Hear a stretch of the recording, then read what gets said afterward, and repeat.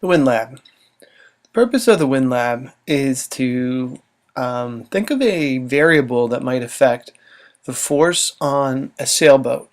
Now, we're going to use a cart with a piece of cardboard to represent the sailboat, and we're going to manipulate one of the variables like wind speed or direction of the wind or the size of the sail, anything that has an impact on how fast the sailboat will move. So in our experiment, we're going to use the angle at which the sail is put. So in the first example, we're going to look at how a fan, being the wind, and our cart interact. We're going to use the computer to measure the speed of the cart. The faster the cart, the greater the slope.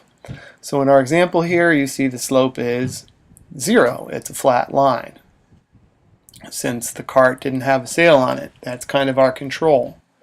Now what we're going to do is we're going to put a sail, the cardboard, at a 90-degree angle to the fan, to the force of the fan, and we're going to record it and see how it moves pretty quickly.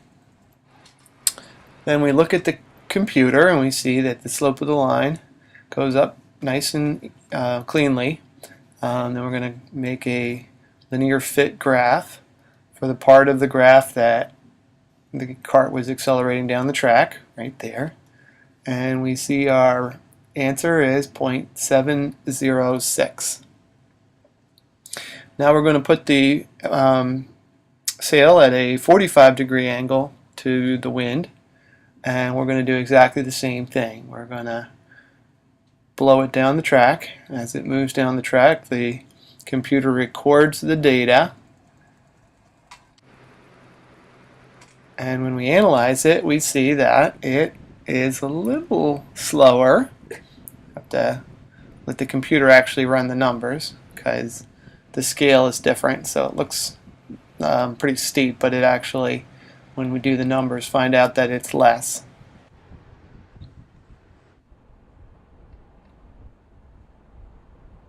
It's only 5.523, so a little bit slower when the sail is at a 45-degree angle. So the next question is, what happens if the sail is parallel to the wind? So we set up our sail like we did before, but this time it is not angled against the wind. Instead, it's in the same direction as the wind, and clearly the cart is not moving. Our last example, we want to know whether if we put the fan at an angle, how will that affect the cart, and will it move forward? So the cart is now on the side of the track, and as it blows, it moves the cart forward.